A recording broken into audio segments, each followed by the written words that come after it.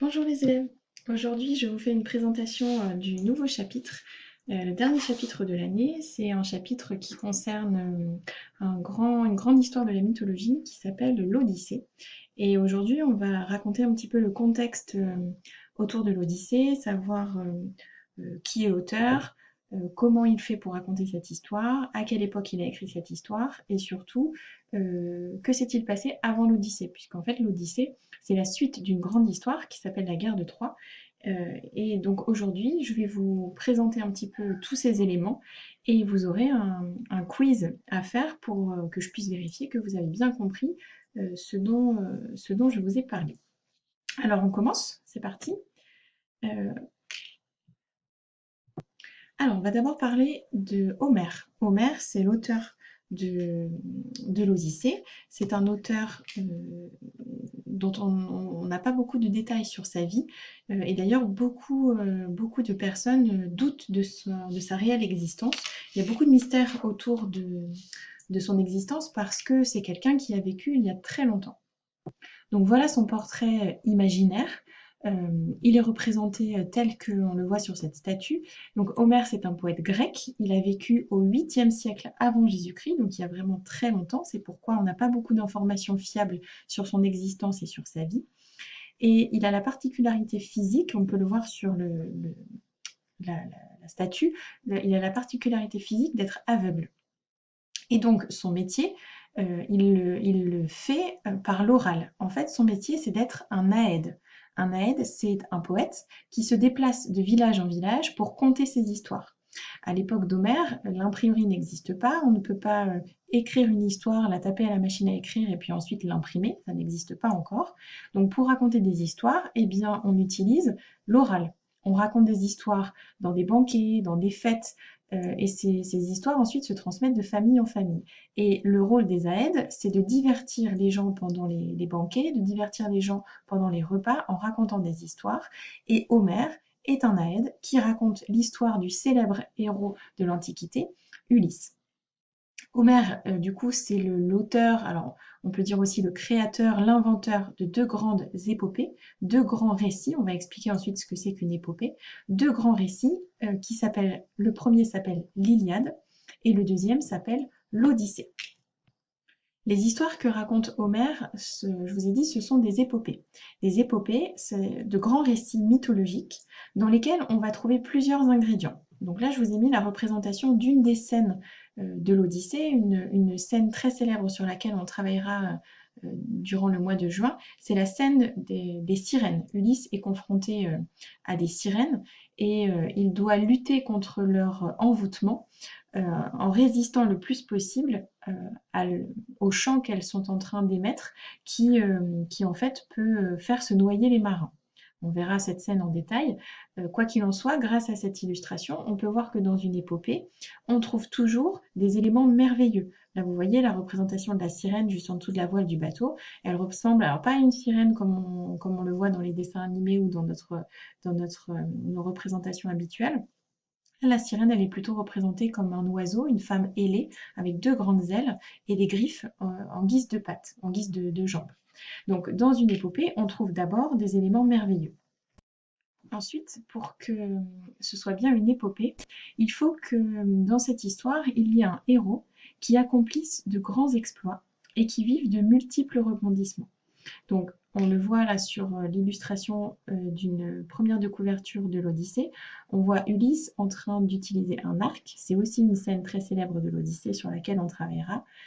Donc, il nous faut un héros, un personnage vraiment emblématique, avec beaucoup de qualités physiques et morales, pour accomplir les exploits, et surtout un héros qui va être confronté à de multiples rebondissements.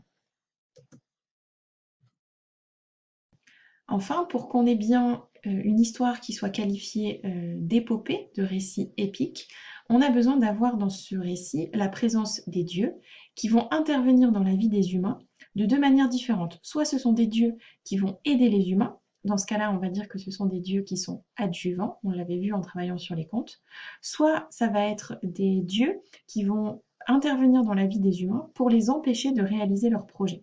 Dans ce cas-là, on dira que les dieux sont des opposants. Là, sur la représentation qu'on voit de l'Odyssée, c'est Poséidon, du coup, qui est en première de couverture. On le reconnaît parce qu'il a son trident à la main.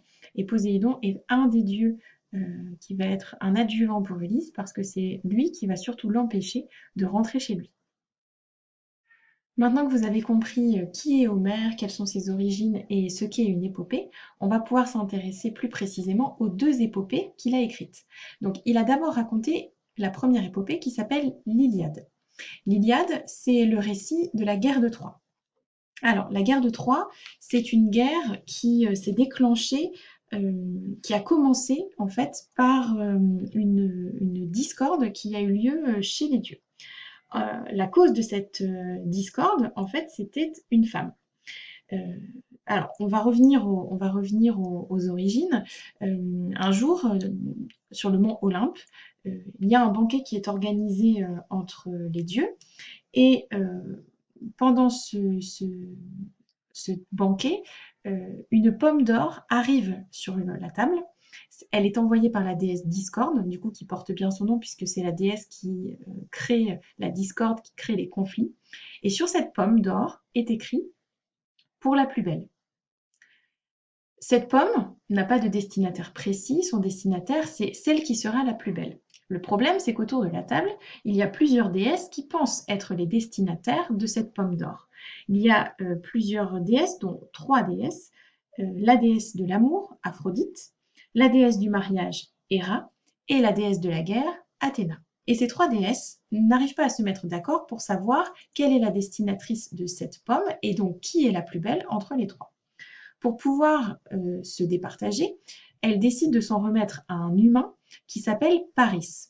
Paris, c'est un berger, il est troyen, c'est-à-dire qu'il est originaire de la ville de Troie, et il va devoir trancher, il va devoir dire quelle est la plus belle de ces 3 déesses. Évidemment, les 3 déesses sont malines, elles décident de le soudoyer, c'est-à-dire de lui proposer quelque chose en échange de sa décision. Chaque déesse lui propose donc quelque chose en échange de sa voix, de son choix, et il y en a une qui est plus maligne que les autres. Aphrodite promet à Paris d'obtenir la plus belle femme du monde. Si Paris dit qu'Aphrodite est la déesse la plus belle, alors Aphrodite lui promet qu'il pourra obtenir, ou il pourra se marier avec la plus belle femme du monde. Alors évidemment, Paris, qui n'est pas marié et qui vit seul, est très tenté par cette proposition et il décide de trancher en faveur d'Aphrodite. La seule petite précision que cette déesse avait oublié de lui donner, c'est que la plus belle femme du monde, c'est Hélène, une femme grecque. Le problème, c'est que cette femme, elle est déjà mariée.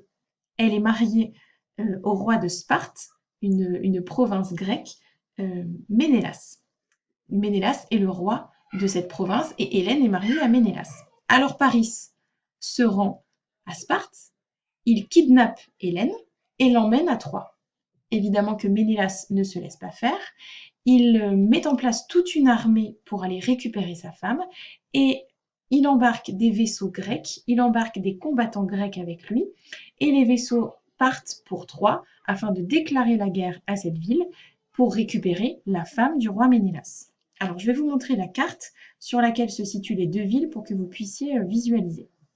Donc, vous voyez sur cette carte, il y a 2 rectangles noirs. Le premier rectangle noir ici, c'est Ithaque.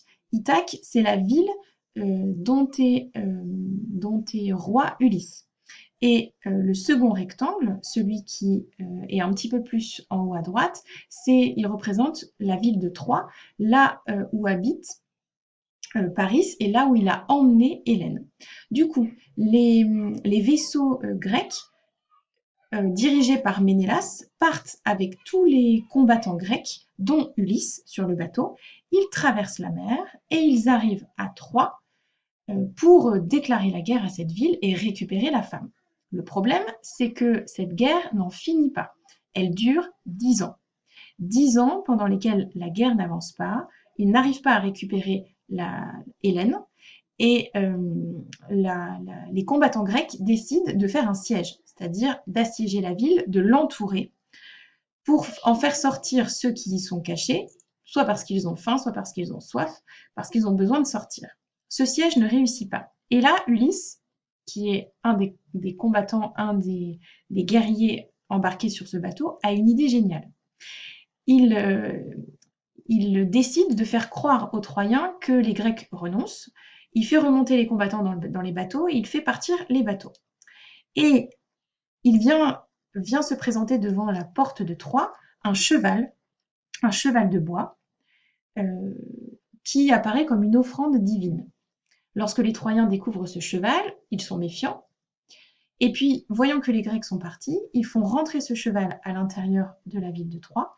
Et à l'intérieur de ce cheval de bois se trouvaient Ulysse et d'autres combattants qui commencent à mener une guerre directe avec les Troyens, à piller la ville, et ils récupèrent Hélène. Donc la guerre de Troie est remportée par les Grecs au bout de 10 ans. Et au bout de 10 ans, Ulysse, du coup, doit rentrer chez lui. Donc vous voyez, entre Troie et Ithaque, la distance est assez courte. La distance est assez courte, et pourtant, Ulysse va mettre 10 ans de plus à rentrer chez lui.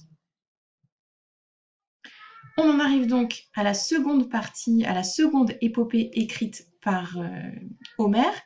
C'est l'épopée qui s'appelle l'Odyssée. Et l'Odyssée va venir nous raconter la suite de l'histoire de la guerre de Troie, mais en se concentrant cette fois-ci sur un seul personnage, le personnage d'Ulysse. L'Odyssée, c'est donc le récit du retour d'Ulysse à Ithaque, qui lui aussi a duré 10 ans. 10 ans pendant lesquels Ulysse a erré sur la mer parce qu'il a été malmené par les dieux, notamment Poséidon, et surtout parce qu'à chaque étape de son voyage, il a rencontré un monstre qui l'a empêché d'avancer aussi vite qu'il le voulait dans son retour à Ithaque. Il a aussi rencontré des personnages merveilleux comme des sorcières et des nymphes qui à chaque fois sont tombées amoureuses de lui et qui lui ont fait prendre du retard sur son voyage retour. Cette seconde épopée s'appelle l'Odyssée parce qu'en grec, le terme Odysseus veut dire Ulysse. Donc en fait, la seconde épopée racontée par Homère, elle porte le nom de son héros, Ulysse. Je vous remontre la carte pour que vous puissiez voir le voyage retour d'Ulysse. Donc voilà la carte du retour du voyage d'Ulysse. Donc tout à l'heure, on a vu les deux rectangles noirs qui montraient la distance entre Ithaque et Troie. Donc finalement, Ulysse n'avait qu'à faire le voyage retour pour rentrer chez lui. C'était pas si éloigné que ça. Et pourtant, vous voyez qu'en suivant le petit trait rouge, on se rend compte qu'Ulysse a vraiment tourné et retourné dans la mer, dans la mer Méditerranée. Donc, il est parti de Troie, il s'est arrêté dans la province des Kykonès ici, et puis ensuite, il lui est arrivé une énorme aventure à peu près à cet endroit-là. Il a rencontré le Cyclope, avec lequel il a eu une altercation sur laquelle on va revenir la semaine prochaine.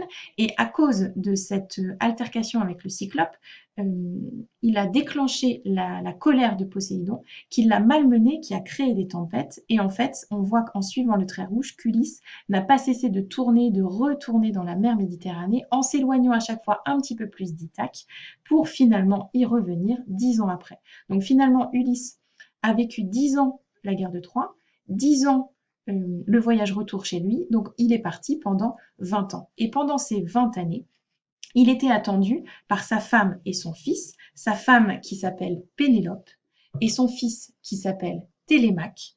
Quand il est parti, Télémaque n'était qu'un petit bébé, et lorsqu'il va revenir à Ithaque, Télémaque aura donc une vingtaine d'années, ce sera un jeune adulte. Pénélope est très embêtée de ne pas voir son mari rentrer chez elle parce que, en fait, en l'absence de roi, elle est un petit peu malmenée par de nombreux prétendants qui veulent absolument l'épouser, qui veulent absolument prendre la place d'Ulysse et qui malmènent un petit peu son palais, qui malmènent un petit peu ses serviteurs. Il se comporte d'ailleurs très mal dans son palais. Et Pénélope, pour gagner du temps, a une idée. Elle décide d'épouser un prétendant, mais elle lui dit qu'elle doit finir une tapisserie avant de pouvoir l'épouser. Donc la nuit, elle tisse le jour, elle tisse la tapisserie, et la nuit, elle détisse la tapisserie pour gagner du temps et éviter d'épouser les prétendants avant qu'Ulysse ne rentre.